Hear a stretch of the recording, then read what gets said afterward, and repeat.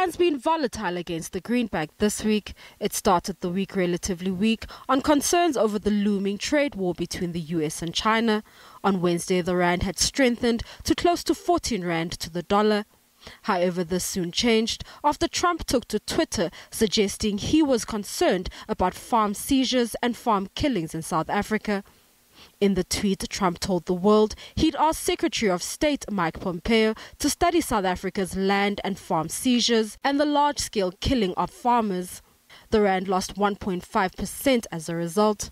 What we are doing now is saying by threatening the confiscation of assets, by pushing policies which are likely to weaken the rand, which could well, within the next year, lead to higher interest rates, higher cost of doing business. All of this is making a foreign business unfriendly environment, and that's what we're up against. I think we should have another thought about this, and that's why the rand is going to the weakest levels it's been this year.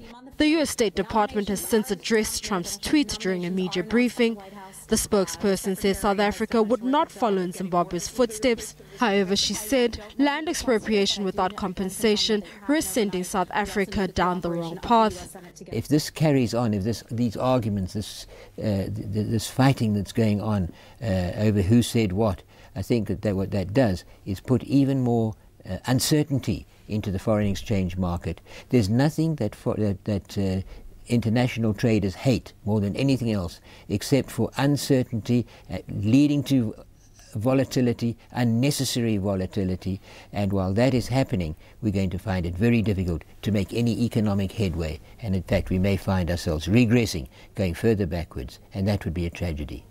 Chief economist at the South African Institute for Race Relations, Ian Cruikshanks, says the rand is likely to weaken further in coming months. He says a weaker rand will increase the cost of living.